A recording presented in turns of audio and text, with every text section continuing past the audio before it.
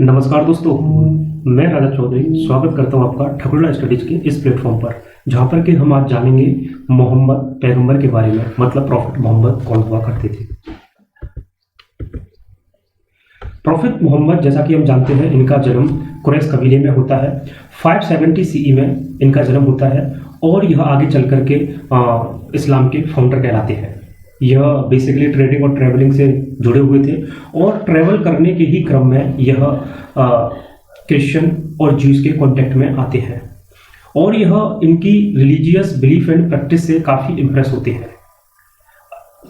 Arabs इस समय पर काफ़ी न्यूमरियस ट्राइब में डिवाइडेड थे, जो कि डिफरेंट टाइप के गॉड में बिलीव करते थे। और इसी समय पर मोहम्मद पैगंबर क्या कर रहे थे, वह केव्स वगैरह में जाकर के मेडिटेशन करते थे घंटों तक।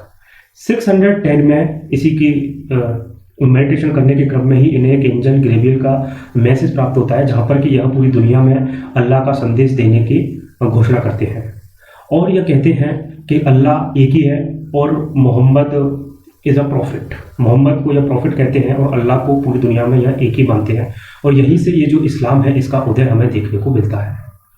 और इस इस्लाम के जो फॉलोवर हुआ करते थे, उनको मुस्लिम कहा गया। और जो मोहम्मद की जो टीचिंग थी, उन्हें जिसमें रिकॉर्ड किया गया, उसे हम कुरान कहते हैं। इनकी जो टीचिंग थी, उसमें सबसे पहले इन्होंने वन गॉड की परिकल्पना सामने रखी और मोहम्मद को इन्होंने प्रॉफिट माना। और जो मोहम्मद पैगंबर थे, यह अंतिम प्रॉफिट थे। मुस्लिम इन्होंने सेकंड जो इनकी टीचिंग थी, कम से कम दिन में 5 टाइम्स तक यह प्रे करेंगे और रमज़ान के दिन यह फास्ट रखेंगे और जो पुअर और नीडी है उनकी हेल्प करेंगे और अपने जीवन में कम से कम एक बार मक्का की यात्रा भी करेंगे। नेक्स्ट है मोहम्मद पैगंबर। मोहम्मद जो होते हैं वह आइडियल वर्शिप के विरोध करते हैं। आइडियल वर्शिप का अगर विरोध करते हैं तो यह गुड एंड काइंड बिहेवियर की बात करते हैं और इसी क्रम में और गुड एंड काइंड बिहेवियर की इंपॉर्टेंस पर बल देते हैं। और आइडियल वर्शिप का जब ये विरोध करते हैं तो जो रिच अरब हुआ करते थे, उन्होंने इनका विरोध किया। और विरोध करने का आलम इस प्रकार का था कि इन्हें मक्का से मदीना शिफ्ट करना पड़ा 622 सीई में, और इसी को कहते हैं हिजरत। तब यह मदीना में एंटर करते हैं तो मदीना के लोगों ने इनका वेलकम किया और यहीं से मुस्लिम कैलेंडर की शुरुआत होती है, जिसे हिजरी कहा जाता है। हिजरी मतलब मुस्लिम कैलेंडर की शुरुआत यहीं से मानी जाती है। 630 में मोहम्मद रिटर्न होते हैं मक्का में, मदीना से मक्का में। तब यह पावर को अर्जित कर लेते हैं और यह अपने सभी एनिमी को माफ कर देते हैं। और अब इस टाइम पर 2 महत्वपूर्ण प्लेस उभर कर सामने आते हैं, मक्का और मदीना। ये दोनों ही होली प्लेस माने जाते हैं मुस्लिम वर्ल्ड के। और मक्का और मदीना दोनों ही कंप्लीटली मुस्लिम यानी कि इस्लाम को ग्रहण कर लेते हैं। और इसी क्रम में 632 सीई में मोहम्मद की डेथ हो जाती है और इसके बाद में इनका सक्सेसर सिलेक्ट किया जाता है अबू बकर को। अबू बकर इनके फादर इन लॉ भी थे और इनके सबसे करीबी भी माने जाते थे। अबू बकर खलीफा का टाइटल ग्रहण करते हैं और खलीफा का मतलब होता है religious and political head of Muslim world. Muslim world का रिलीजियस एंड पॉलिटिकल हेड। और अबू बकर के बाद जो दूसरे खलीफा हुए उन्हें उमर कहते हैं और तीसरे को उस्मान और चौथे थे अली। अब ये जो स्टार्टिंग के अबू बकर, उमर, उस्मान है, यह सुन्नी परंपरा को मानते हैं और जो अली है यह सिया को मानते हैं। अब जो अली के फॉलोवर हैं मतलब सिया के हैं और यह अबू बकर, उमर, उस्मान की लेजिटिमेसी को इग्नोर करते हैं, इनको स्वीकार नहीं करते हैं। अब अगर हम बात करें स्प्रेड ऑफ इस्लाम, तो अबू बकर ने ही जो मुस्लिम्स थे उनको मोबिलाइज किया फाइटिंग फोर्स के तौर पर। और जितने भी खलीफा हुए उन्होंने Iran, Syria, central Asia, north Africa, Spain पर कंट्रोल स्थापित कर लेते हैं। इनको अपने साम्राज्य का हिस्सा बना लेते हैं। और 3 एक महत्वपूर्ण शहर उभर कर सामने आते हैं मुस्लिम वर्ल्ड में, डैमेकस, बगदाद और कैरो। डैमेकस आज के समय पर सीरिया में है और बगदाद इराक मतलब इराक की कैपिटल है। कैरो इजिप्ट में है, उसकी कैपिटल भी है, और डैमेकस भी सीरिया की कैपिटल है।